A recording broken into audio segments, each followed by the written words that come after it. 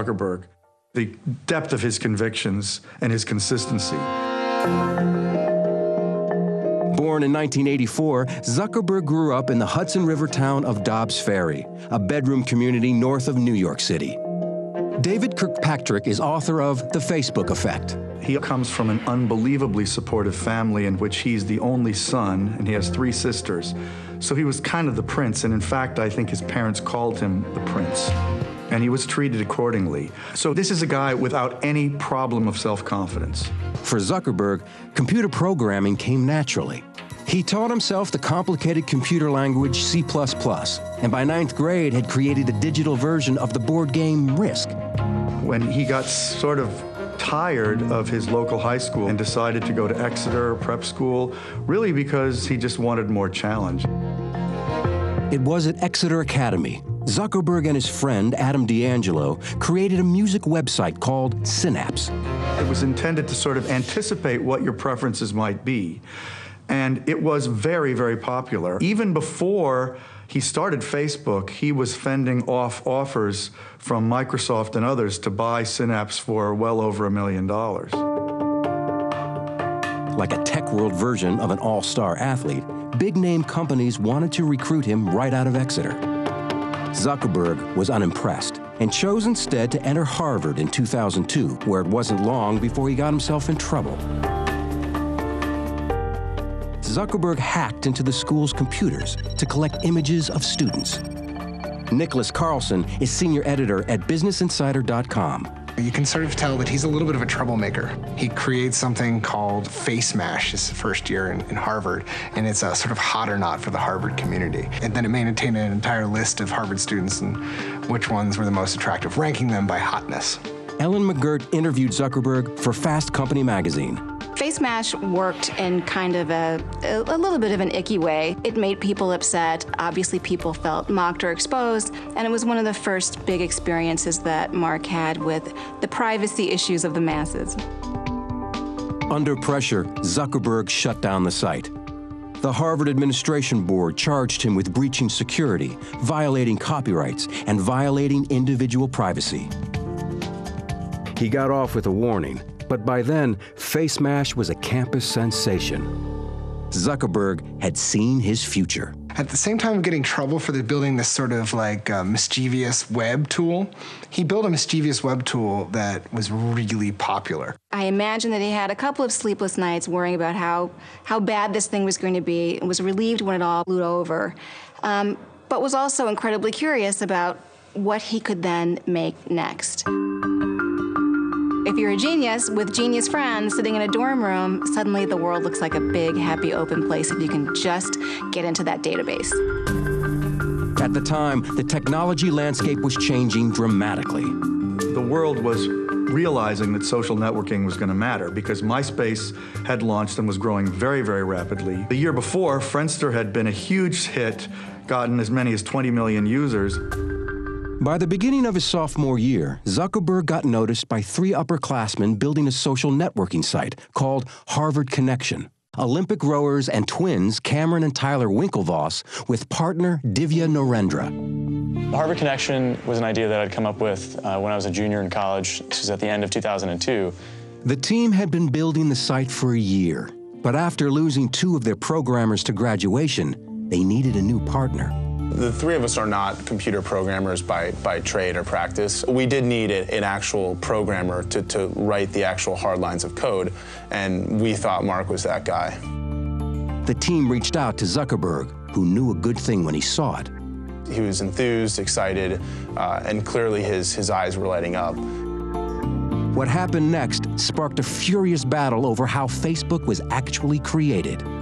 The details unfold in email exchanges between Zuckerberg and the Harvard Connection team. At first, Zuckerberg was enthusiastic. I read over all the stuff you sent, and it seems like it shouldn't take too long to implement, so we can talk about that after I get all the basic functionality up tomorrow night. Then, Zuckerberg began to delay the project. December 10th. The week has been pretty busy thus far, so I haven't gotten a chance to do much work on the site or even think about it, really. Writer Nicholas Carlson interviewed more than a dozen people involved in the founding of Facebook. and uncovered instant messages he said Zuckerberg sent to college friend Eduardo Saverin. The IMs tell a very different story. Zuckerberg was busy building a competing social networking site of his own. He called it the Facebook. She says things like, look at this site that I'm working on, Harvard Connection. Haha, they made a mistake. They asked me to do it for them because I'm working on my own Facebook. The Winklevoss twins and Narendra weren't paying Zuckerberg anything, but Saverin was.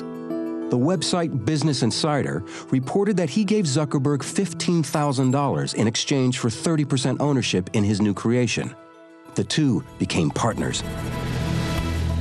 To succeed in this new net culture called social networking, being first was crucial. Zuckerberg continued to stall the Harvard Connection team.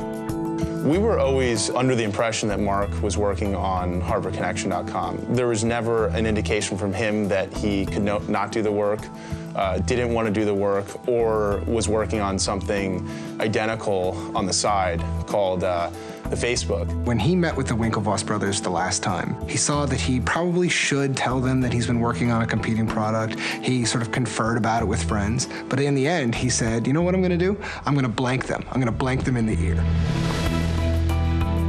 On February 4th, 2004, just as he was expected to complete work on their site, Zuckerberg instead launched the Facebook. The Winklevoss brothers and Narendra found out about it the same way everyone else at Harvard did. It completely blindsided us. We definitely did not expect that. I felt very betrayed when I first heard about the Facebook being launched. I think I've been quoted as saying that we've been royally screwed. I think it's kind of a good way to put it. Mark wanted to have control over his own project. He saw that they were onto something cool, the Winklevoss brothers, but he saw that he could do something cooler. And so, one, he wanted to control his own thing, and two, if he's going to go against somebody, he's going to crush them, and that's what he did. Days later, on February 10th, the Winklevoss twins and Narendra sent Zuckerberg a cease and desist letter. In a nutshell, our complaint against Mark Zuckerberg is fraud, unjust enrichment, and breach of contract. Zuckerberg responded with a letter denying any wrongdoing, claiming his site was a separate venture and used none of the same code. Frustrated and angry, the two brothers and Narendra appealed to then Harvard president Larry Summers. He said that he felt that this issue was outside of the purview of Harvard and it was really a matter for the courts. With Harvard unwilling to intervene, by September of that year, it had become a vicious lawsuit. And by then, Zuckerberg wasn't looking back. Facebook was already a huge hit, and he was about to take off for a place he and his friends considered the promised land, Silicon Valley.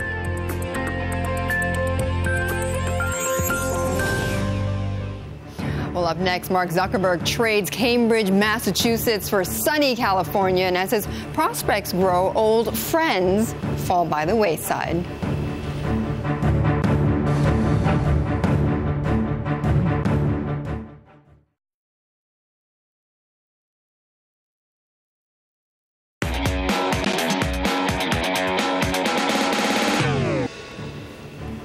This is a Bloomberg Special report. Facebook, the $50 billion question. I'm Betty Lou. It was the deal that rocked Wall Street and Silicon Valley. Goldman Sachs bought a stake in Facebook that made it a $50 billion company. Bloomberg has learned that Goldman may now reduce its own holdings without letting investors know.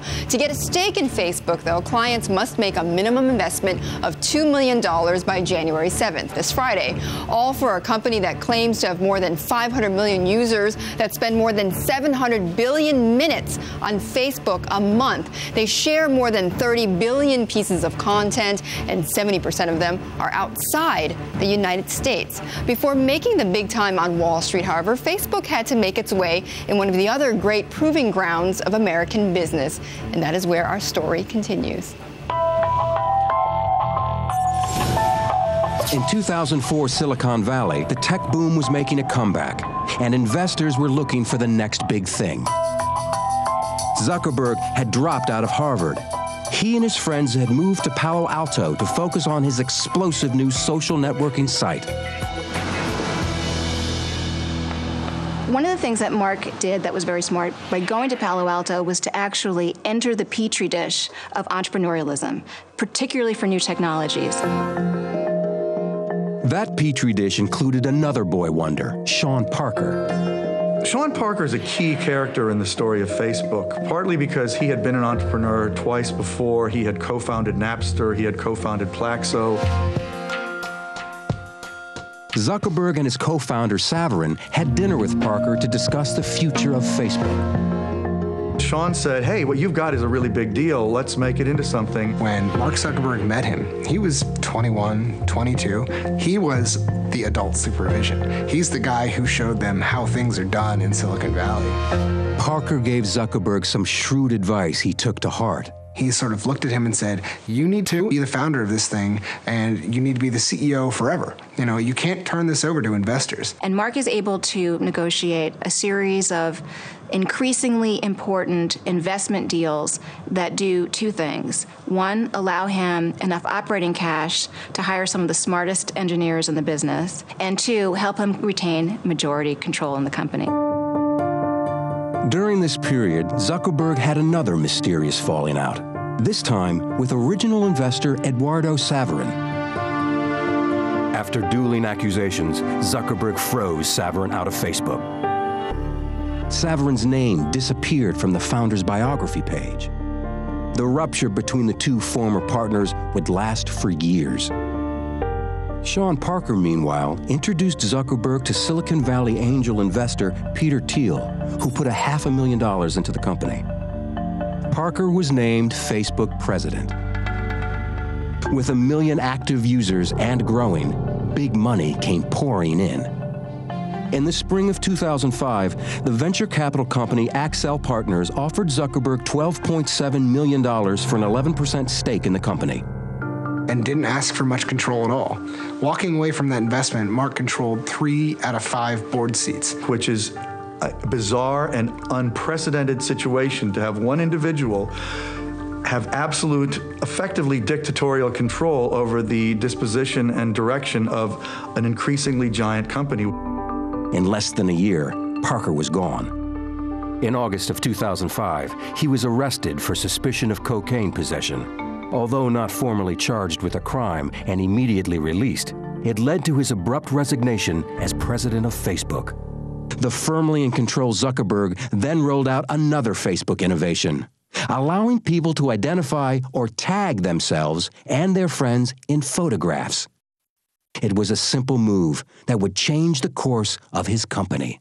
That was a huge, huge change that led to massive new use of Facebook, and photos became very rapidly by far the most used part of Facebook and became the single biggest driver of its growth. According to Facebook's internal numbers, in less than 2 years, it had grown to 5.5 million users. Media giants soon began banging on the door. In 2006, Yahoo baited the 22-year-old Zuckerberg with an extraordinary offer: a buyout for $1 billion. Even more extraordinary, Zuckerberg turned them down. Now, if you are a parent of someone about Mark's age, you're looking at the Yahoo decision and thinking, why did you not take that money? We just felt that doing that and going down that path would not help us build Facebook out to what we thought it could be. The potential for what Facebook could be would pressure Zuckerberg to take some big risks that would threaten the future of the company. Well, coming up next, Facebook's popularity grows by leaps and bounds, and privacy concerns, they force its young CEO to take a bite of humble pie. Plus, how Facebook is making the shift from cultural phenomenon to commercial powerhouse and changing everything from advertising to retail. A discussion coming up a bit later.